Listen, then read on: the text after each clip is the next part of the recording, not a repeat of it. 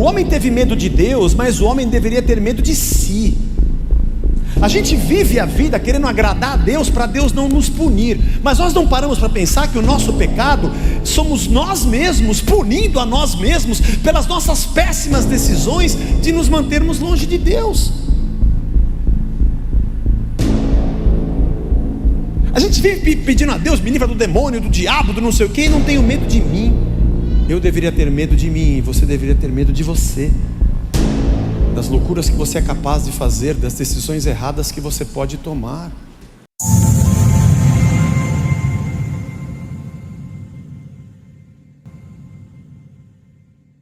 O tema de hoje no Periago é o medo. Medo. Esse sentimento que para nós é tão comum, faz parte de quase tudo que a gente faz, mas que parece que não era para ser assim, quando a gente lê o princípio, o Gênesis. Fazendo também uma reflexão sobre a vida de Jesus no meio da nossa dor. Jesus, que como Filho de Deus entra na nossa carcaça e passa a ser conhecedor na pele que não tinha das nossas dores, vê o medo. Eu não sei como Jesus processava isso. É uma pergunta boa para a gente fazer para ele, mas deve ser algo assim: ô pai, a gente criou tudo e o homem estava protegido por nós, mas agora andando aqui no meio deles, eles vivem com medo. Eles estão sempre temerosos por alguma coisa. Está sempre à flor da pele a ameaça. Acho que 2 semanas atrás falamos sobre a violência, a maneira como o homem impõe o seu domínio e o seu comando, sua chefia, seu governo, sua ordem, sua maneira de administrar a terra. Sempre tem a força, a violência para subjugar alguém. Riscos. Parece que nesse mundo de perdas e nesse mundo onde tudo chega ao fim, o medo e a iminência das perdas e do fim sempre e constantemente estão nos assustando. É a enfermidade comum entre nós, a ansiedade, a depressão, o estresse, aquela angústia de que o mal me cerca. Tem um hino evangélico muito conhecido, cantado pelo Iron Maiden: Fear of the Dark, Fear of the Dark. Eu tenho sempre um medo constante de que tem alguém ali. É uma música muito bonita para a gente cantar nos cultos.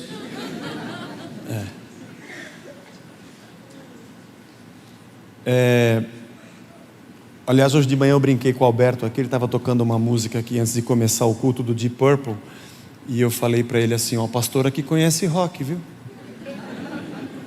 Estava tocando Deep Purple ali. Ele falou assim: mas não pode? Eu falei: errado não, estava errado. Que nessa igreja tem que tocar Deep Purple direito aqui. Bom, sigamos. Eu quero ler com você Gênesis capítulo 3. Um texto que você conhece, mas a primeira vez que esse sentimento, essa palavra medo aparece na Bíblia está aqui.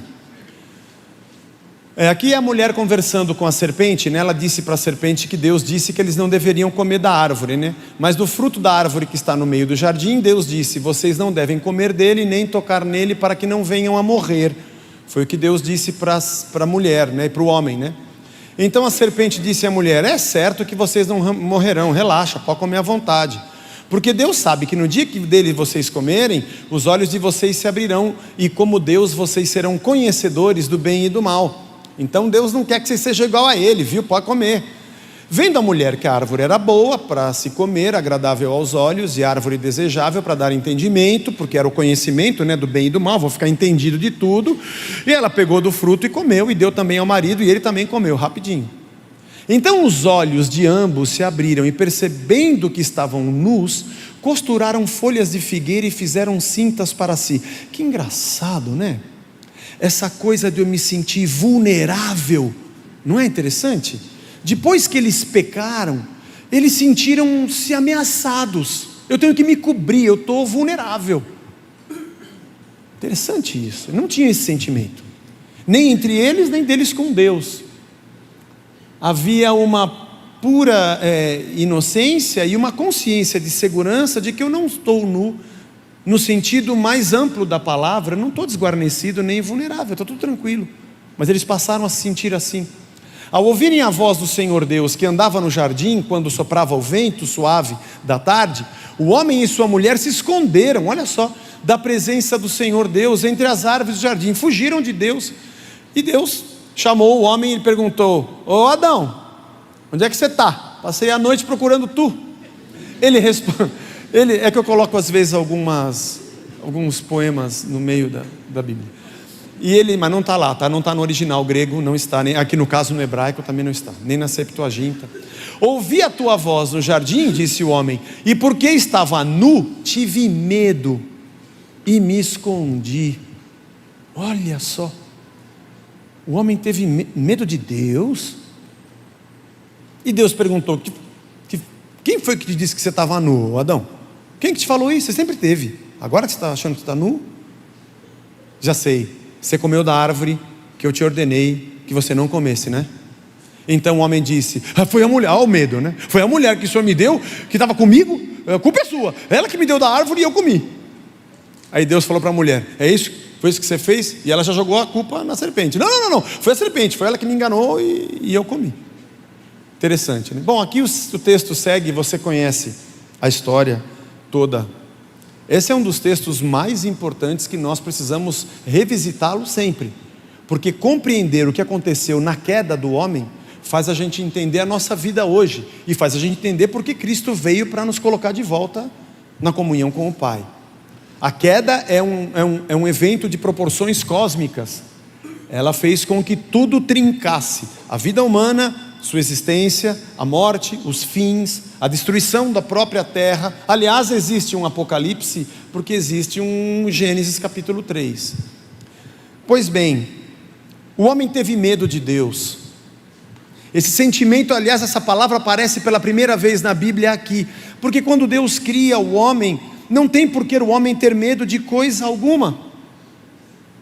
Aqui estão as árvores, aqui estão os animais, aqui estou eu na virada do dia com você, Adão. Aqui é a gente, é nós, cresce, multiplica, vamos viver a vida. Se alguém perguntasse ao homem, não tinha ninguém, tinha só o Adão e Eva nessa época, mas tudo bem? Tudo bom. O que está te apoquentando? Nada. O que é apoquentar? Não, é uma palavra baiana, mas o que está te tirando o sono? Eu durmo bem pra caramba. Tinha zebra ali, a gente conversa, muito legal, eu e a mulher, a gente se dá bem que você não imagina. Desde que Deus criou, na verdade eu acordei, né? Eu acordei, existo. Mas eu não sabia nem o que eu era, nem quem eu era. Foi Deus que me disse quem eu era. Aliás, eu me conheço por causa dele, porque eu não saberia nem quem eu sou se não fosse ele. Aí teve um outro dia que eu dormi de novo, acordei, tinha uma mulher. Rapaz, cada vez que eu dormia aparecia uma, eu estou feito. Não é bem assim, é uma só para cada uma, tudo bem. Então, acordei, ela já estava aqui. Mas aí foi uma identificação perfeita. Eu não sabia o que ela era, nem quem ela era, mas Deus me falou: essa aqui é sua, é parte de você. Tudo que eu sei de mim, tudo que eu sei desse mundo, eu só sei através dele. Na verdade, eu só sei ele. Dietrich Bonhoeffer falava isso. O homem só conhecia Deus. Todo o resto que ele conhecia a partir de Deus. É Deus quem me disse o resto. Interessante isso. Quando o homem come do fruto, ele não precisa mais de Deus para conhecer nada. Ele conhece bem e mal e faz da sua vida o que quiser. Esse mundo existe sem Deus. O pecado de Adão é o meu e o seu. A decisão de Adão foi a decisão da raça. Eu e você, lá em Adão, dissemos a Deus que a gente não queria mais Deus. Por isso o mundo é o que é. Mas o homem passou a ter medo. O que deveria ser muito doido no pensamento de Deus é de que não há ameaça, não há riscos. Medo só existe quando há risco. Olha que interessante, Deus disse ao homem: não coma da árvore, porque você vai morrer. E o homem deveria perguntar: o que é morrer? O que é o fim? Ele nem conhecia o que isso significava. Talvez ele pudesse ter medo dessa consequência. Eu fiquei me perguntando quais seriam os medos do homem. O primeiro foi o medo de Deus, como se Deus tivesse dito a ele: se você comer daquela árvore, eu volto aqui e vou arrancar o teu couro. Tipo mãe: mãe, eu não estou achando, se eu for aí e eu achar, né? É sempre assim, mudam as castas e endereços, mas essa frase, ela está dentro das mães, ela faz parte. Sem elas nunca se comunicaram, nem no cabeleireiro, mas elas falam as mesmas coisas. Se eu for, e fala para os maridos também: amor, eu não estou achando, se eu for aí a gente acha. Geralmente está na nossa cara. Mas enfim, se eu vier aqui, eu ver que está faltando um fruto naquela árvore, eu vou arrancar teu pescoço. Mas Deus não ameaçou o homem dizendo: eu vou te fazer mal. Ele disse: não coma, porque você vai causar mal a você mesmo. O homem teve medo de Deus, mas o homem deveria ter medo de si. A gente vive a vida querendo agradar a Deus para Deus não nos punir, mas nós não paramos para pensar que o nosso pecado somos nós mesmos, punindo a nós mesmos pelas nossas péssimas decisões de nos mantermos longe de Deus. A gente vive pedindo a Deus: me livra do demônio, do diabo, do não sei o que, e não tenho medo de mim. Eu deveria ter medo de mim, e você deveria ter medo de você, das loucuras que você é capaz de fazer, das decisões erradas que você pode tomar. Medo de Deus? Você deveria ter medo, Adão, das consequências das tuas próprias decisões. Ou talvez o medo da ausência de Deus na sua gestão da vida, porque a partir de agora o homem estava por conta própria. Adão e Eva agora sabiam que a vida teria fim, coisa que eu e você sabemos quando a gente começa a ter consciência da vida, que a gente cresce um pouco, de que isso aqui uma hora acaba. Adão e Eva, lá no Éden, não tinham esse pensamento. Se alguém perguntasse, não tinha ninguém, mas se alguém dissesse: e quando acabar? Ele falou: acabar o quê? Não tem fim. A vida inteira vai ser esse negócio legal, a gente acorda aqui, joga uma bola, eu e a Eva. Tem até um outro hino evangélico muito interessante, do Pepeu Gomes, que diz: tudo azul. A Baby cantava, né? Adão e Eva no paraíso. É muito bonito, podia cantar na igreja próximo domingo, porque fala da Bíblia esse cântico. Eu gosto de falar essas coisas para escandalizar as pessoas que ouvem as nossas pregações. Apesar de que a música é boa mesmo, podemos cantar sem problema. O medo não era um sistema criado por Deus para que o homem permanecesse no seu domínio, mas o homem, quando se afasta de Deus, usa o medo para manter os seus domínios. Logo abaixo no capítulo 4 você tem a morte de Abel, depois você tem Lameque, e você tem Nimrod, e vários nomes vão surgindo na Bíblia como pessoas violentas. E o homem, em tudo, no sistema dessa vida, usa o medo para exercer o seu domínio. Presta atenção, o medo é parte de todo o sistema da nossa vida. A gente vive com medo. Você ficou muito feliz que você comprou o apartamento, mas você tem medo de não conseguir pagar, porque o mesmo gerente do banco que te abraçou quando você assinou o contrato é o que vai no seu cangote para arrancar a sua casa,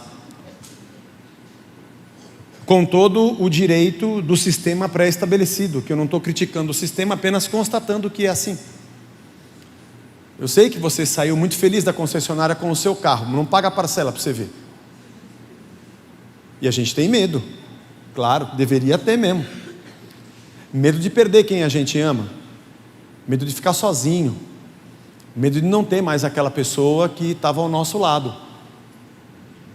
Medo de que esses caras vão para cima do meu fiador. Meu Deus do céu, meu fiador vai perder a casa dele, porque vai. Aliás, o homem anda na linha por causa da lei, e a lei imprime medo. A lei descreve a punição para quem errar. A lei não educa, a lei não diz para você ou não coloca dentro de você uma nova ética e um novo caráter. Ela apenas pune quem faz errado. Talvez a pessoa deixe de fazer o errado com o medo de ser punido, mas ele continua errado. A lei não transforma o ser humano por dentro. A lei só tenta inibir com uma punição e debaixo do exercício do medo, que alguém faça o que estava morrendo de vontade de fazer. Ele vai continuar sendo quem ele é. Talvez seja por isso que eu não tenha muita preocupação de ficar pregando lei para você, do que pode e do que não pode. Porque você deixar de fazer só porque não pode, não resolve a sua vida. Você não faz, mas continua sendo a mesma pessoa, e Deus olha dentro de você quem você é. O Evangelho propõe para nós uma transformação da nossa vida. A gente deixa de fazer o mal porque nós fomos vencidos pelo bem, não porque é proibido e porque eu tenho medo. Mas em tudo na nossa vida, o medo comanda. E o homem que conheceu no Éden um Deus que estabelecia a sua autoridade por graça e amor, agora sem Deus constrói uma humanidade onde o seu poder e a sua hierarquia, a sua estratificação de comando, acontece por imposição de violência, por força e por medo. E assim nós mantemos a nossa sociedade bem estabelecida. Quem tem mais poder manda mais, quem tem menos poder obedece mais.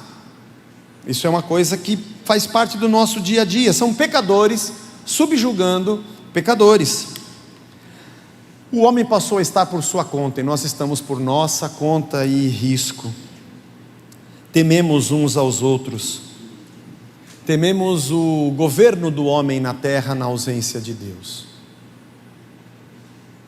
A gente tem medo de nós mesmos. A gente teme que um outro ser humano pode fazer conosco. Ser humano que não tem limites, que levado pelo seu próprio medo, tenta de alguma forma galgar uma posição mais alta, aonde ele tenha mais gente para oprimir para baixo do que opressores que ele tenha por cima. Então a nossa luta para nos mantermos vivos no máximo de paz ou segurança que a gente possa obter nessa existência, a gente tenta galgar e subir. Se eu morar num bairro mais seguro, se eu tiver mais dinheiro, se eu tiver mais poder ou mais influência, sou eu que imprimo medo e eu tenho menos gente me oprimindo de cima para baixo. O mundo gira nessa lógica, na lógica de que o que eu preciso para ter mais segurança num mundo de medo é subir. É interessante, capítulo 11, de Gênesis, que o homem começa a construir a Torre de Babel. Que simbolismo interessante, Eu preciso subir, eu preciso melhorar meu nome nessa terra, me tornar alguém de influência, É quando Deus confunde as línguas e a grande Torre de Babel não consegue mais ser feita. Os conchavos humanos para construir seus impérios. Interessante. O ser humano que está ao meu lado, ele é uma ameaça a mim. Acho que a gente nunca teve no Brasil, no mundo como um todo, mas no Brasil, talvez pelo avanço das comunicações, o brasileiro hoje, todo mundo lutando pelo seu direito, todo mundo lutando pelo seu espaço. O que mais se fala hoje é tolerância, respeito. Eu mato você se você não me tolerar, porque eu não te tolero. Você tem que me tolerar, mas eu não tolero você. A gente está num momento esquisito. Mas enfim. Eu não sou psicólogo, eu não sou terapeuta.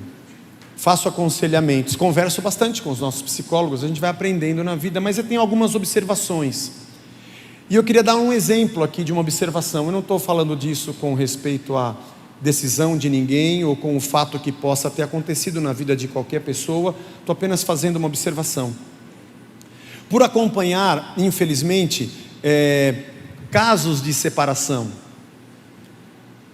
E é interessante que às vezes quando há uma separação de um casal, isso acontece, às vezes não depende nem de você, e a gente luta para que não aconteça, mas eu acompanho muitos casos de pais que brigam e colocam os filhos no meio da briga, ou da mãe ou do pai, que falam mal um do outro para o próprio filho. O que é interessante é que em vários casos, a vida do filho melhora, se você parar para pensar. Ele tinha um quarto, agora tem dois, um em cada casa. Ele tinha um guarda-roupa, agora tem dois, tem duas televisões. Talvez até tenha dois computadores e dois Netflix e dois canais a cabo. Financeiramente pode ser até que melhore nesse aspecto, mas a segurança do filho não está nisso. Parece que a segurança do filho está exatamente num ambiente de amor, e quem eu amo, ou as pessoas que eu amo também se amam, e isso causa uma segurança. Digo isso por mera observação. Não conheço o aparelho sentimental infanto-juvenil, mas das conversas com adolescentes, da vida do dia a dia, parece que a insegurança é a ausência desse lugar de preservação e de amor. Nós sempre temos nossos pais como o colo que a gente pode correr e ali eu estou seguro. Quando eu me casei, eu me lembro dos primeiros dias que eu pensei assim, agora estou por conta própria. Antes, quando faltava uma grana, ia lá no armário, a casa do meu pai e da minha mãe tinha tudo. Agora, se eu não tiver, eu mesmo. Apesar de que a gente pode voltar para a casa do pai, mas a gente não quer. A gente também tem o nosso orgulho que a gente não quer ser quebrado. Mas, por outro lado, quando um pai ou uma mãe tem alguma atitude violenta contra o próprio filho, esse é um crime hediondo, porque dali deveria vir segurança. E uma criança, quando o pai se aproxima, ela nunca pensa, eu vou ser violada, violentada ou oprimida. Eu vou receber amor, porque é dele que eu venho. Aqui está a minha origem. Aqui está quem me ama. Aqui está quem deveria entregar a sua vida para me proteger.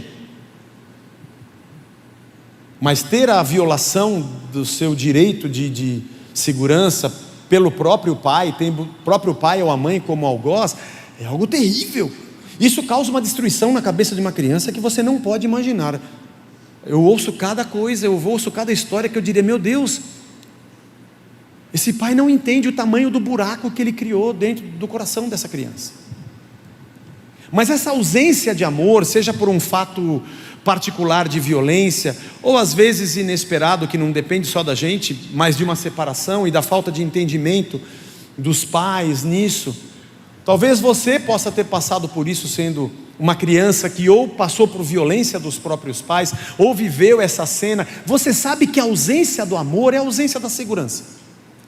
É por isso que quando o Paulo diz, maridos amem suas mulheres como Cristo amou a igreja, a si mesmo se entregou por ela. Sabe esse amor que é um sacrifício? O amor é um sacrifício. Agora você está aqui e venha o que vier, eu seguro, eu te protejo. O amor me dá a segurança. Tem um ditado que diz que o lar do homem é o seu castelo. É o lugar onde eu entro e ali tem minha família, minha esposa, ali tem o amor que eu me sinto protegido. Eu me sinto no colo de alguém. Quando Cristo morre na cruz por nós, o amor demonstrado por Cristo é o amor de que eu recebo a sua punição. As orações do Antigo Testamento para que Deus faça vingança contra o nosso inimigo, Deus faça vingança contra o opressor, as orações do povo de Israel, os salmos imprecatórios, bem-aventurados aqueles que pegarem as filhas da Babilônia e bater com elas contra as pedras. Tem salmo que parece um cântico, uma ode ao ódio. Na verdade, Deus fez isso.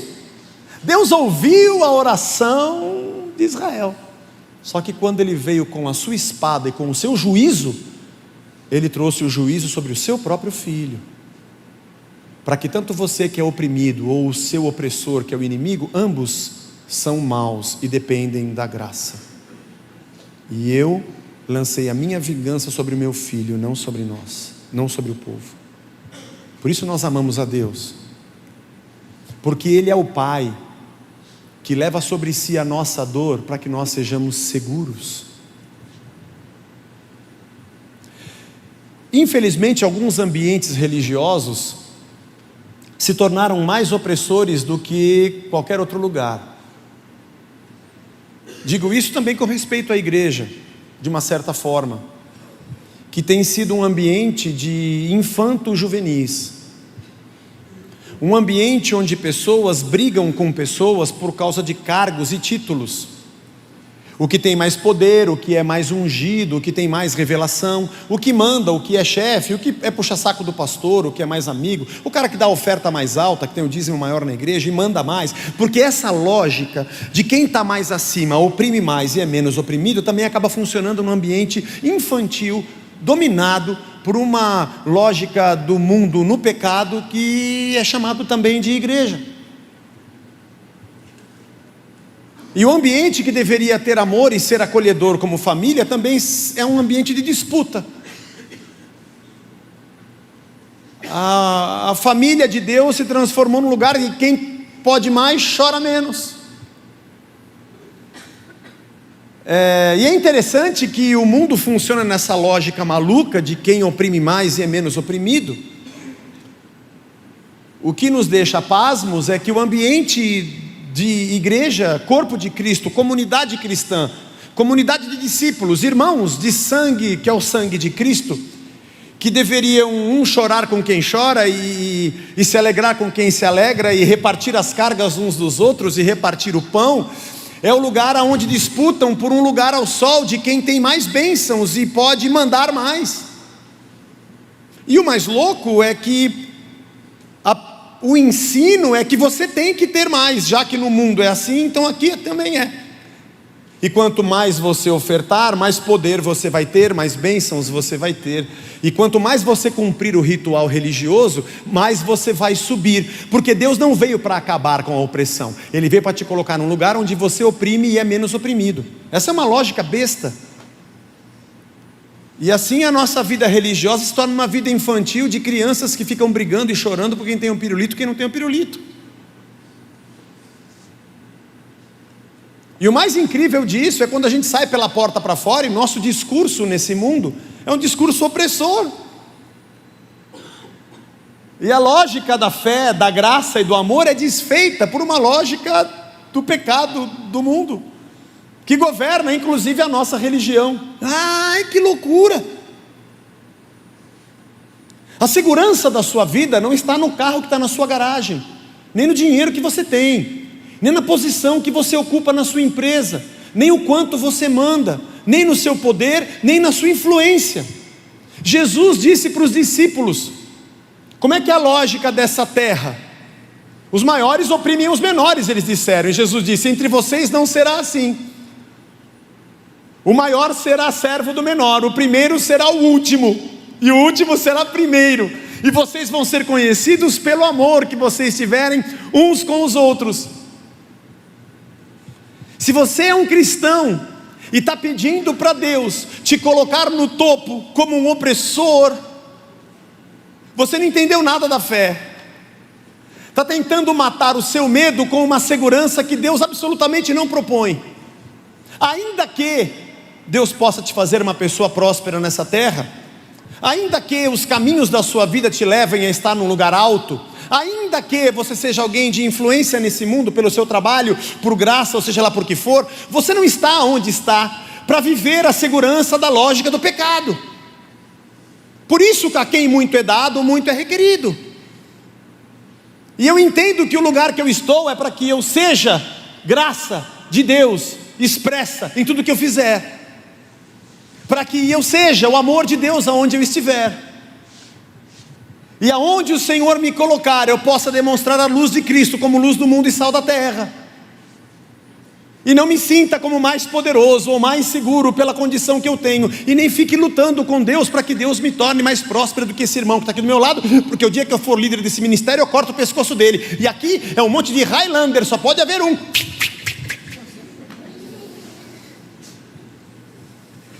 Irmãos, eu nasci aqui no Moinho Velho, jogava bola na rua, empinava pipa. Eu ia nos bailinhos que tinha na época do Dancing Days. Mas nem cigarrinho de palha eu não fumava. Eu fazia as músicas lá, o rock da vovó e tal, mas eu nunca usei droga. A única droga era aquela balinha jujuba, lembra? Aquela chupetinha que queimava, o ovo cor-de-rosa que vendia no boteco. É a maior droga que eu tinha, comia aquele ovo cor-de-rosa. Nunca teve assim nada, nunca tive uma vida louca, nunca. Eu era um menino normal, me converti com 10, 11 anos de idade, fui para a igreja cedo, acampamento, sempre bobo até. A sacanagem eu vim conhecer dentro da igreja. Não precisei do mundo para conhecer corrupção, maldade, fofoca, inveja, competição, sede por dinheiro, por poder. Isso aprendi com os meus irmãos. Jesus andou no meio da gente e viu o nosso medo. Mas eu volto ao ponto anterior, que a proposta de Cristo não era dar poder para que os homens vencessem a opressão com outra opressão. Era demonstrar o seu amor, porque no ambiente de amor é que os filhos crescem em segurança. É numa relação de amor que o homem e a mulher se sentem em paz para dar passos. É quando eu sei que alguém me ama que eu me sinto abrigado. E é quando eu amo de verdade alguém e sou um sacrifício por esse alguém, que esse alguém tem paz e segurança.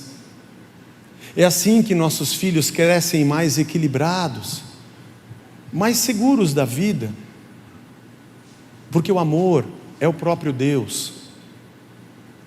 E aonde há amor, o medo acaba sendo um sentimento não muito presente. 1 João capítulo 4, aquele que confessar que Jesus é o Filho de Deus, Deus permanece nele e ele permanece em Deus. Estamos a partir do verso 15, né? 13, 15. E nós conhecemos o amor e cremos nesse amor que Deus tem por nós. Deus é amor.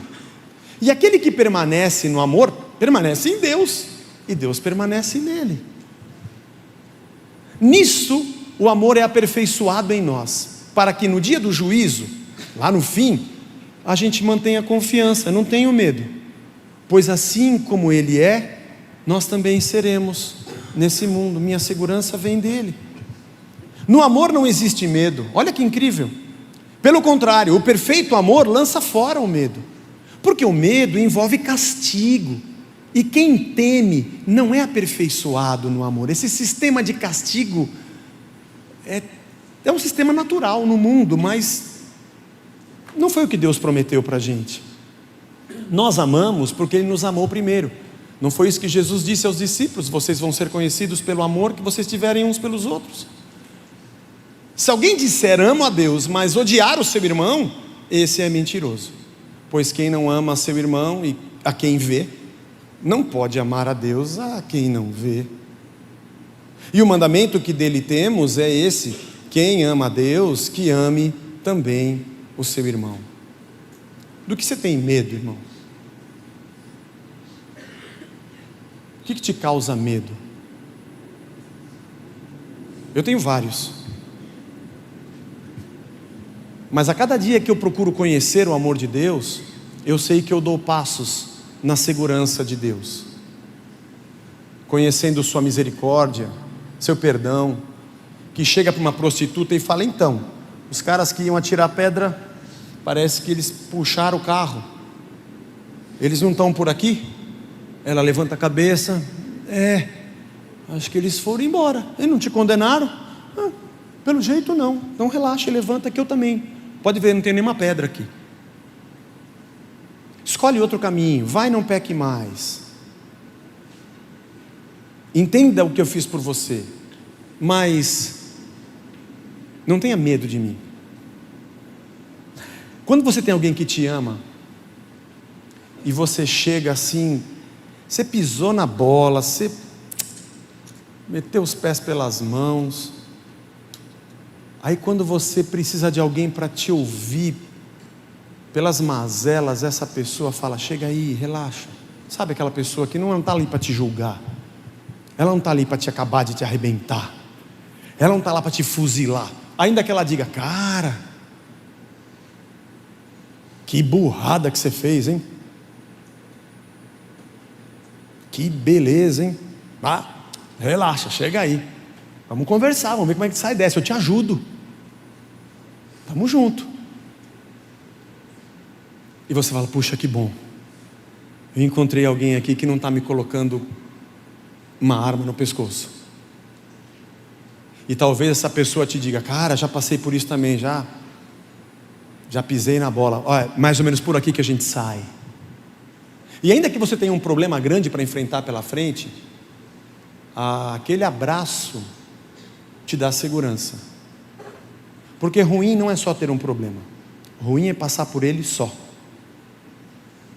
Passar por ele sem ninguém. Porque o amor lança fora o medo. Do que você tem medo? A pergunta número 2 é: o quanto nós conhecemos o amor de Deus? E essa graça que fala, eu estou aqui. Vai, não pisa mais na bola, mas eu estou aqui, não para te condenar, para te ajudar a levantar. Quando a gente fala muito sobre graça e perdão, todo mundo levanta para dizer, você fica falando isso, todo mundo vai agora querer cair no pecado, porque você fala que Deus perdoa, né? Sim. Mas porque eu conheço o que Deus fez, eu não quero mais continuar pecando, porque eu sei que as feridas estão nele e não em mim.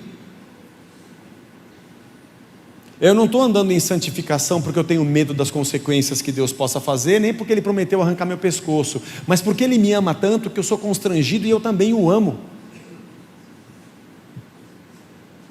E eu quero andar nos princípios de Deus, porque eu amo os princípios de Deus, porque foram eles que me abraçaram, me acolheram, me perdoaram, e eu quero ser uma nova criatura, porque o amor me abraçou.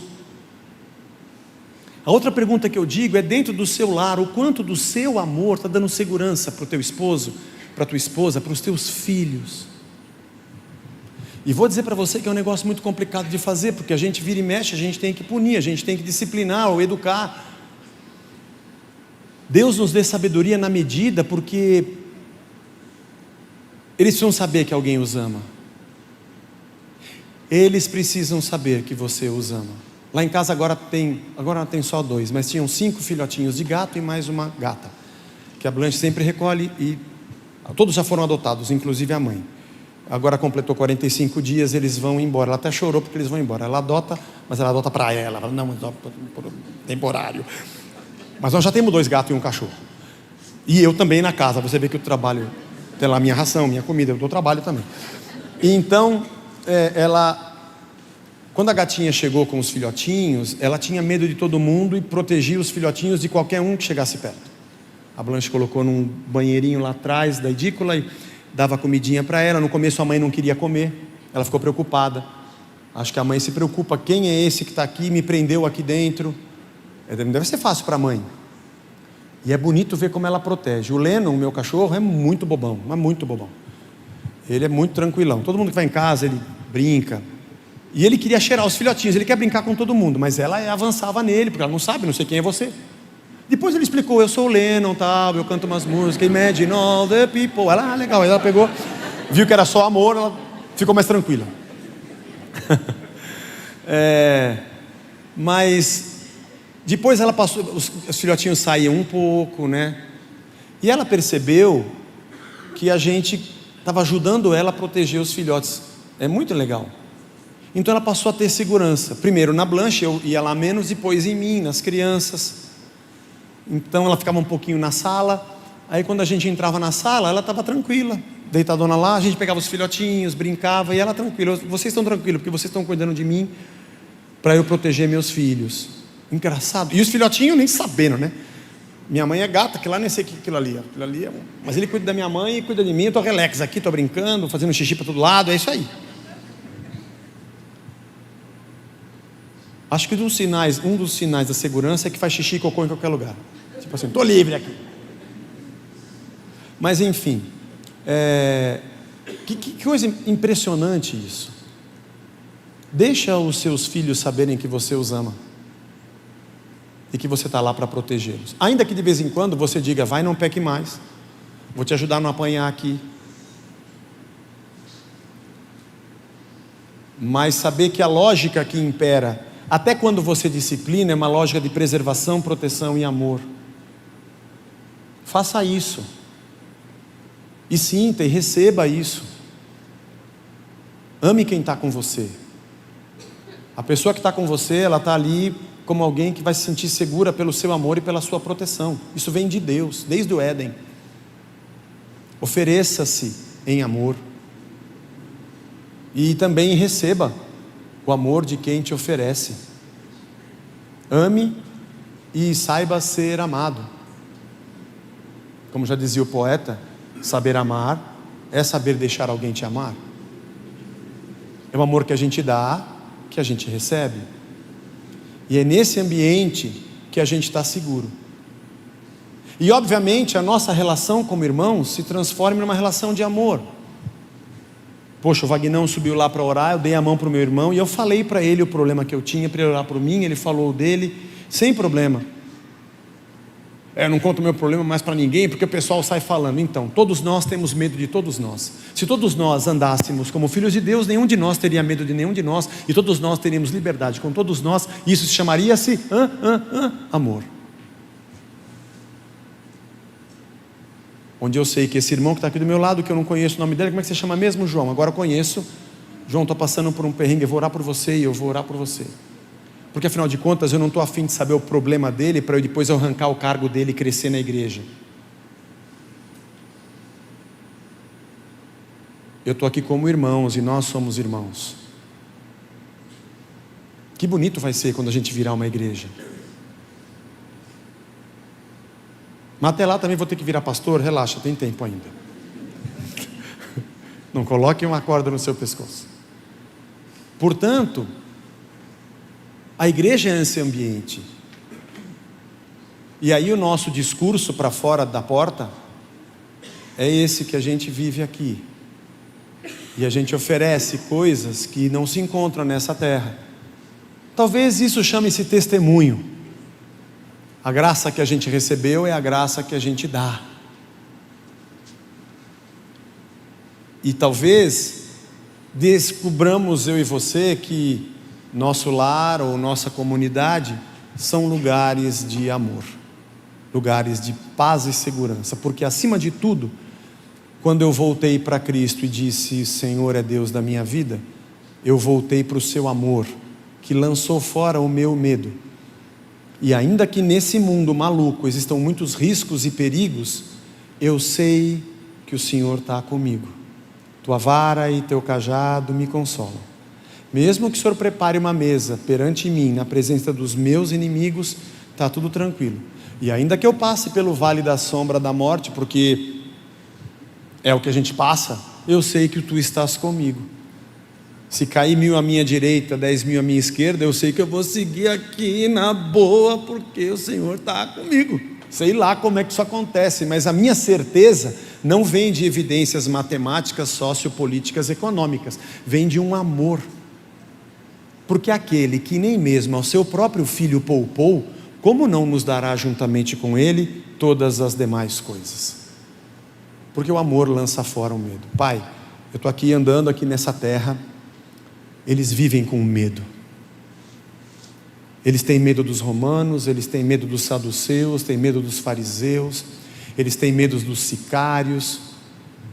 Os romanos têm medo deles mesmos, porque o senado deles um mata o outro. Mas têm medo de outros povos, têm medo, eles subjugaram os gregos, que subjugaram os persas, é tudo terror.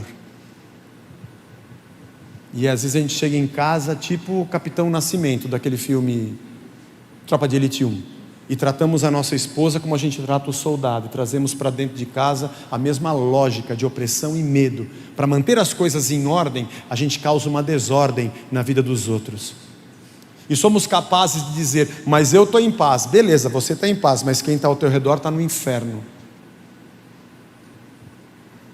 O amor lança fora o medo. Eu não tenho garantias para você, para dizer, vou orar por você e nunca mais você vai ter problema. Até porque Cristo falou que no mundo tereis aflições, como é que eu posso falar contra Ele? Mas uma coisa eu posso dizer, a gente pode não andar sozinho. Nossa família pode viver na paz de Cristo. Esse lugar pode ser, não o lugar, mas a nossa união de pessoas, como irmãos de verdade. E no meio da nossa jornada, no meio do medo, nós conheçamos a segurança do amor, que parte de Deus. E que o Senhor te abençoe a cada dia. Te falei hoje pelas 9. Adquira um livro devocional, nossa livraria está cheia. Esses que cada dia tem um pequeno estudo, que você lê a palavra, ora, gasta 10 minutos por dia. Mas você, cada dia você se alimenta e conhece um pouco mais do amor de Deus, e conhece um pouco mais do caráter de Deus. e cresce no conhecimento da verdade, e cresce na sua segurança, e descansa nos braços de quem nos deu o seu Filho, para que pudéssemos ter no seu amor a nossa segurança.